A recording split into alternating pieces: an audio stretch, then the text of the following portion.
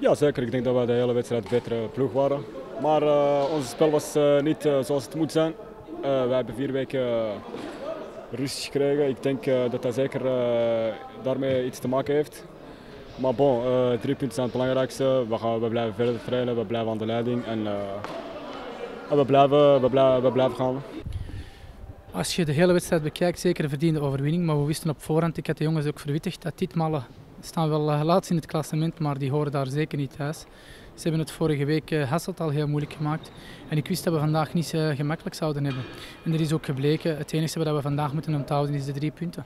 2 weken op rij dat we eigenlijk een identiek scenario krijgen. Dat wil zeggen 2 own-goalen, 2 keer voorgestaan en binnen de minuut, of binnen een halve minuut eigenlijk terug achter de feiten moeten aanhollen.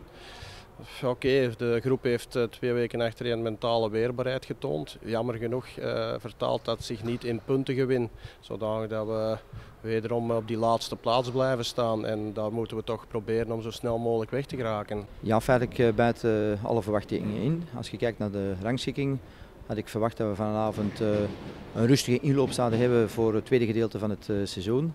Ja, het is toch wel iets anders geworden.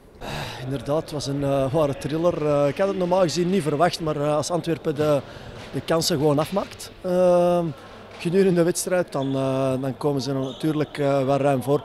Maar ja, het bleef maar spannend en wij hebben er ook een echte thriller van gemaakt, ja, dat wel.